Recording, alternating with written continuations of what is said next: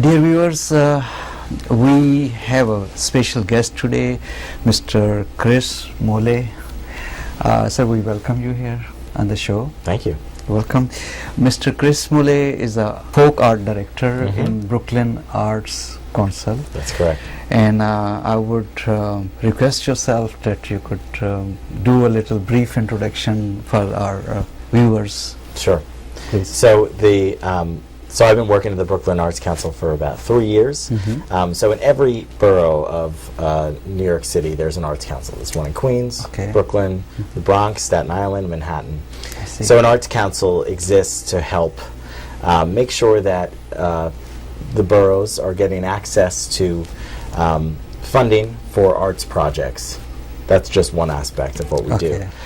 So the Brooklyn Arts Council tries to make sure that city and state money gets brought to the Brooklyn Arts Council, and we are able to distribute that money through grants panels. Grants are an important part of what the Brooklyn Arts Council, or any arts council for that matter, seeks to do. So if you apply to a grant from an arts council, you fill out an application, talk about what is the art form that you're doing and why is it important. There's a lot of other questions. And then a panel of people that live in Brooklyn that are familiar with the arts or the art form, they sit around a table and they review your grant. And so we give grants that are about $3,000 to $5,000 a year. So that's just one aspect of what we do. And we also have an arts and education program, which seeks to place artists in public schools throughout Brooklyn and beyond.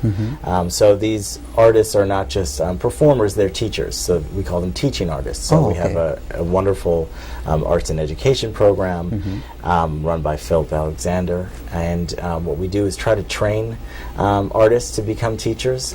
And then we help place them in public schools where they will either have a residency, sometimes they'll do a full, maybe just a program or performance, but they're trying to connect students with art and education and what they're learning in the classroom and try to connect it to maybe the geography of where an artist is from or the particular art form that they're doing. I see. That's very interesting.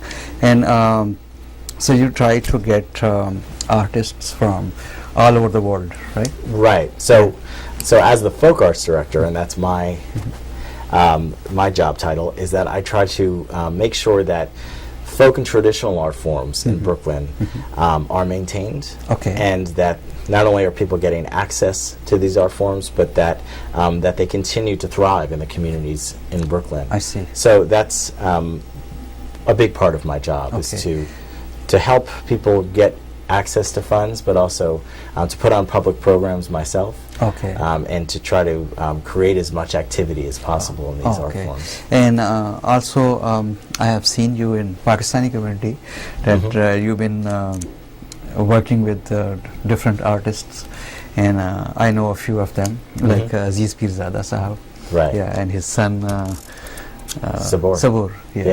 He plays tabla very well. He's excellent.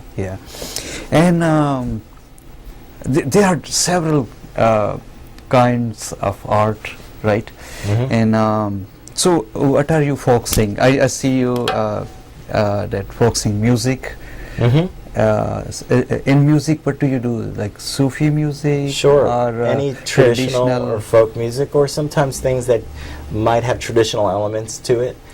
So sometimes there could be Geet or Bollywood music, but if there's some traditional classical music that goes along with it, we might showcase that. So we're not just focused on the traditional, but we really want to make sure that different kinds, and that there's traditional elements. It could be traditional henna, it could be embroidery, it could be dance, it could be Punjabi folk music, it could be Sufi music, it could be music from Peshto music, and but the big factor is that we want to make sure that these types of forms of art that are passed down from generation to generation, from mother to daughter or father to son, that those art forms are kept intact, and that we continue that transmission, so that these are these are art forms, traditional art forms, and all Sure. the communities in Brooklyn Sure. are community-based, and they're not necessarily learned in a book. Yeah. They're learned by oral transmission, or so we try to make sure that we create opportunities so that that continue to happen. Okay. And sometimes that might mean putting Aziz Perzada on stage and making sure a reminder that Sabur and his father, that he learned this tradition from his father, and that these traditions are important to continue. They're a wonderful example of that. Of course, they are. Yeah. They are, yeah. Yeah. So we still have to discover more artists who are doing this music, and also you talked about henna, embroidery, and poetry. Yeah, sure. So we gonna of course from now on, as you are on Kawish TV, so since we are connected, so that's great. And dear viewers, you're gonna also see Mr. Chris work of Brooklyn Arts Council also on our TV, and in this way you will be seeing what's happening. That's great. Yeah, and whenever you have an event, we will also announce that.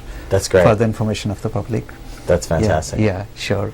And we will talk during our talk. We'll also show you some of your work you have been done, the pictures and the couple of videos. Yeah, you're welcome. And I think we could take a little short break for the commercial, and we'll dear viewers, will get back soon, so stay with us.